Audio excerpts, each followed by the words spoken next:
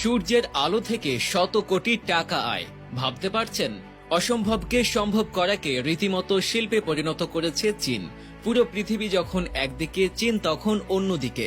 বিশ্বের দীর্ঘতম সেতু নির্মাণ হোক কিংবা অল্প সময়ে নতুন শহর গড়ে তোলা, চীন সবসময় দেখিয়েছে চ্যালেঞ্জ মোকাবিলায় তাদের ধারে কাছে কেউই নেই।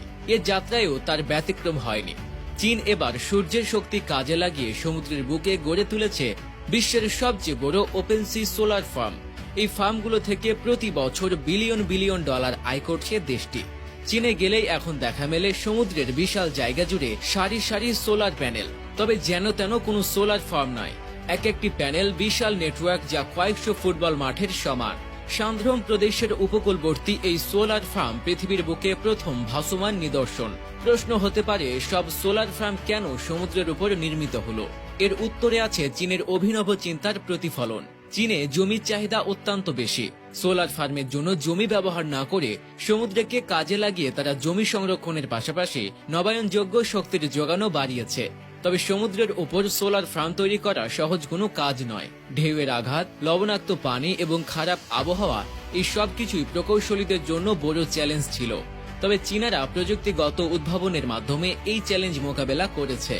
এই সোলার প্যানেলগুলো এমন উপাদানে তৈরি যা লবণাক্ত পানি ও সমুদ্রের কঠিন পরিবেশেও স্থায়িত্ব বজায় রাখবে। প্যানেলগুলোকে সমুদ্রের তলায় শক্ত অ্যাঙ্করের মাধ্যমে স্থিতিশীল রাখা হয়েছে, যাতে কখনো ঢেউয়ে ভেসে না যায়। সমুদ্র থেকে উৎপাদিত বিদ্যুৎ বিশেষ কেবলের মাধ্যমে মূল ভূখণ্ডে পৌঁছে দেওয়া হয়। এই কেবলগুলো সমুদ্রের গভীর চাপ সহ্য করতে সক্ষম। 320 মেগাওয়াট ক্ষমতার এই সোলার ফার্ম কয়েক লাখ বাড়িকে বিদ্যুৎ সরবরাহ করতে পারে। এছাড়াও ওপেন সি সোলার ফার্মের কিছু অনন্য সুবিধাও রয়েছে।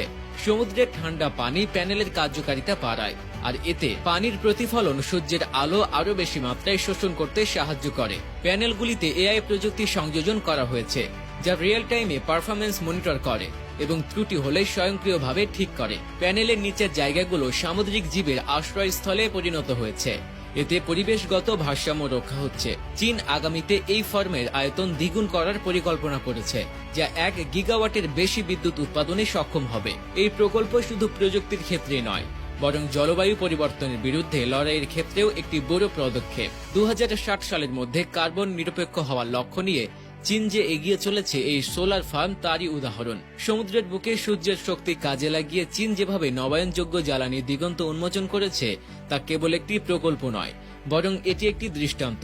এটি দেখিয়ে দিচ্ছে সঠিক পরিকল্পনা আর মেধার সমন্বয়ে অসম্ভব বলে কিছুই নেই। চীনের এমন কল্পনাতে প্রকল্প প্রমাণ করে দিয়েছে, এই সাগরের উপর ভেসে থাকা সোলার প্যানেলই হয়তো ভবিষ্যৎ আমাদের বিদ্যুৎ সরবরাহের প্রধান উৎস হয়ে উঠবে। চীনের এই উদ্যোগ শুধু তাদের নয়, পুরো বিশ্বের